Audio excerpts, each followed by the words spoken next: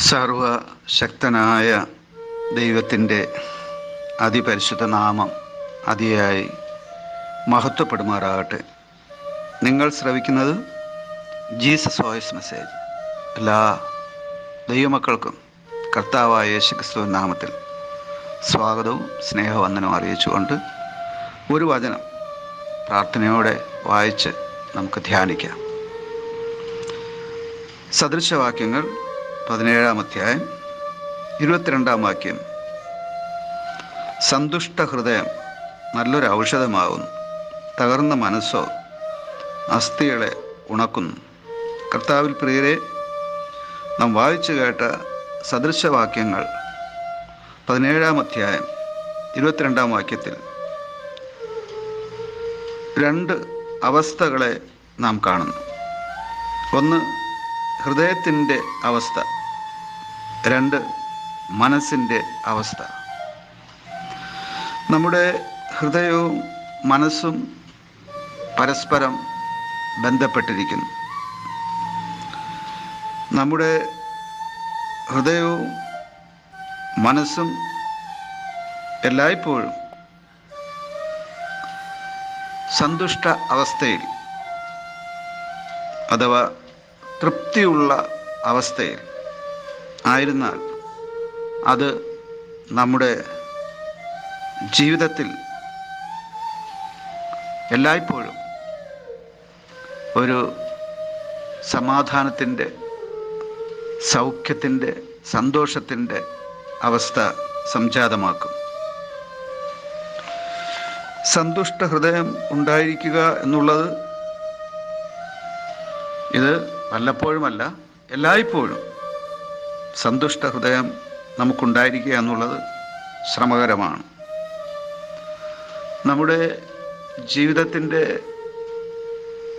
പല സാഹചര്യങ്ങളിൽ ഇതിന് വ്യത്യാസം വരാം.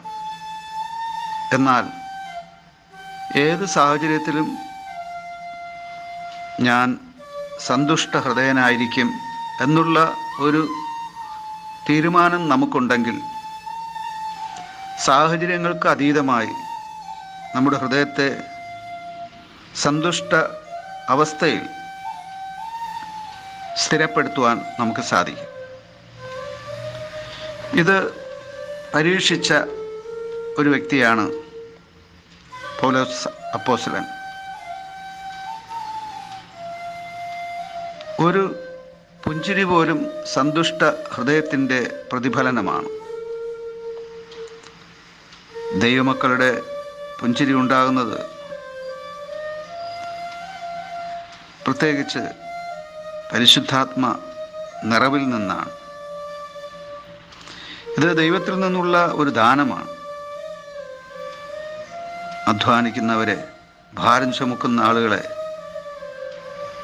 കർത്താവ് വിളിക്കുമ്പോൾ ആ വിളി കേട്ട് ദൈവസന്നിധിയിൽ ചെല്ലുന്ന ഒരു വ്യക്തിക്ക് ദൈവികമായിട്ടുള്ള സമാധാനവും ആശ്വാസവും ഒപ്പം ഒരു സന്തുഷ്ട ഹൃദയവും ലഭിക്കും. പൗലോസ് അപ്പോസ്തലൻ ഇത് ഫിലിപ്പിയ ലേഖനത്തിൽ വളരെ വ്യക്തമായി സൂചിപ്പിച്ചു. അദ്ദേഹം പറയുന്നത് ഫിലിപ്പിയർ 4:12 താഴ്ചയിൽ ഇരിപ്പാനും സമൃദ്ധിയിൽ ഇരിപ്പാനും എനിക്കറിയാം. തൃപ്തനായിരിക്കാനും വിശന്നിരിപ്പാനും സമൃദ്ധിയിലിരിപ്പാനും ബുദ്ധിമുട്ട് അനുഭവിപ്പാനും എല്ലാം ഞാൻ ശീലിച്ചിരിക്കുന്നു.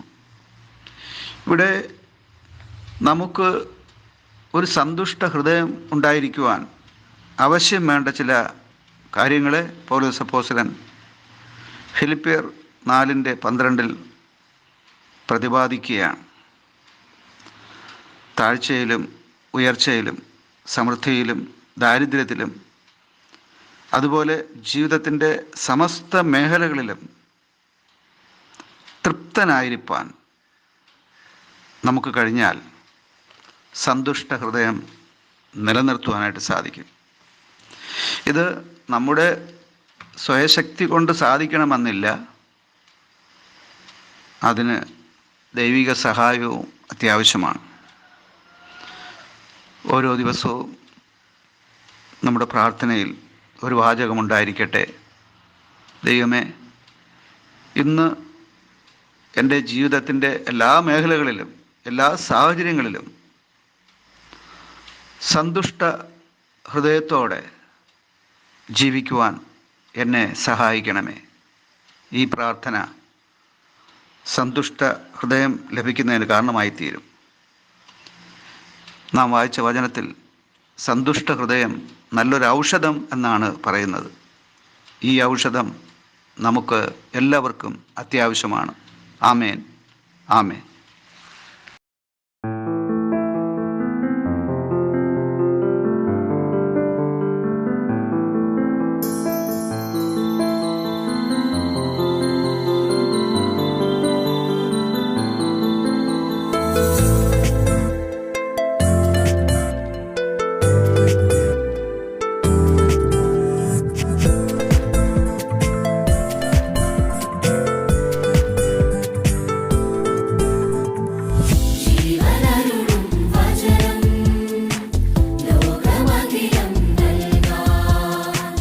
ദൈവശക്തിയിൽ നിറയൂ.